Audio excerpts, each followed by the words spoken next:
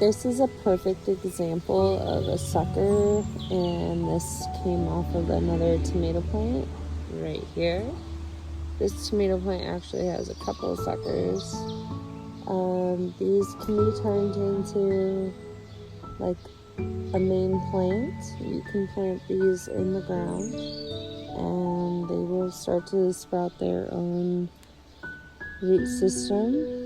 See those little hairs? You could plant it up to this stem and it would form a whole new plant. And for example, this plant actually has another one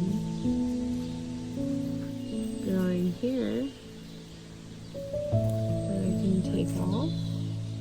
And this could be turned into its own plant.